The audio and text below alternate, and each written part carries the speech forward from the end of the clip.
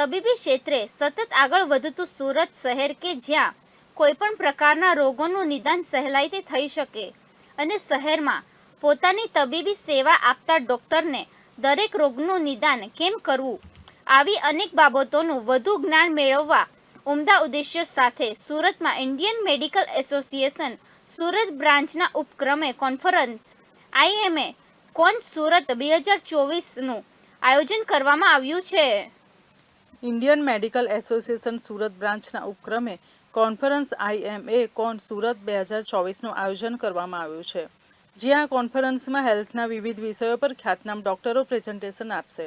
તેમાં અમદાવાદ, આણંદ સહિત સુરતના 14 જેટલા નિષ્ણાત તબીબો પોતાનું જ્ઞાન પીરસશે, જેથી તબીબોના જ્ઞાનમાં વૃદ્ધિ થઈ દર્દીને સારવાર ઉચ્ચતમ કક્ષાની મળી રહે તે હેતુથી આ કોન્ફરન્સનું આયોજન કરવામાં આવ્યું છે અને જેમાં સુરતના 500થી વધુ તબીબો ભાગ લેશે અને જ્યાં કોન્ફરન્સમાં વિવિધ સ્પેશિયાલિટીના તબીબો તેઓનું વક્તવ્ય આપશે। આજે જે IMA કોન 2024 એના આયોજન વિશે આપની માધ્યમના થ્રુ હું જાહેર જનતાને આ સમાચાર પાઠવવા માગું છું કે ઇન્ડિયન મેડિકલ એસોસિએશને આ એક વાર્ષિક કોન્ફરન્સનું આયોજન કર્યું છે। કન્ટિન્યુઇંગ મેડિકલ એજ્યુકેશન એટલે કે જ્ઞાનની અભિવૃદ્ધિ, એના માટે આ આયોજન કરવામાં આવ્યું છે, જેમાં આપણા સુરત, આણંદ, અમદાવાદ, બરોડા અને બોમ્બે ત્યાંથી આપણા ઇન્ટરનેશનલ ખ્યાતિવાળા ડૉક્ટરો, લગભગ 14 જેટલા ડૉક્ટરો વિવિધ સબ્જેક્ટ્સ ઉપર એમના જ્ઞાન પીરસશે, જેવા કે રિનલ ટ્રાન્સપ્લાન્ટ અંગે, કેન્સરની સારવાર અંગે, આપણે કિમોથેરાપી અંગે કે પછી કાર્ડિયાક બાયપાસ અંગે, આ બધી સબ્જેક્ટ્સ ઉપર એ ડૉક્ટરો એમનું જ્ઞાન હાજર ડૉક્ટરો સાથે શેર કરશે। અને આ કોન્ફરન્સનું આયોજનનો ઉદ્દેશ એ જ છે કે જે ઝડપે મેડિકલ સાયન્સ આગળ વધી રહ્યું છે, તો એ જે મેડિકલ સાયન્સનું નોલેજ આગળ વધે છે તેનાથી તમામ ડૉક્ટરો અવગત રહે અને એમના પોતાનું જ્ઞાનને પણ એ રીતે અપડેટ કરે। જેમ કે આપણે મોબાઈલમાં દર વખતે એપ્લિકેશન છે તેમાં બી અપગ્રેડ આવતું રહેતું રહે છે, તો તેમ ડૉક્ટરો બી પોતાના નોલેજમાં અપગ્રેડ કરતા રહે અને એનો ફાયદો અલ્ટિમેટલી દર્દીને અને દર્દીના થ્રુ સમાજને મળે। તો એના માટે આ કોન્ફરન્સનું આયોજન કર્યું છે। અમારા આયોજનમાં લગભગ ખૂબ જ સારો પ્રતિસાદ મળ્યો છે। 550 કરતાં વધારે ડૉક્ટરો આ કોન્ફરન્સમાં પાર્ટિસિપેટ કરવાના છે અને અમે આશા રાખીએ છીએ કે આ અમારો જે ઉદ્દેશ છે કે અમે સમાજની સારામાં સારી સેવા કરી શકીએ અને દર્દીઓને સારામાં સારી સારવાર આપી શકીએ, તે ઉદ્દેશને અમે આ કોન્ફરન્સ દ્વારા હાંસલ કરી શકીએ।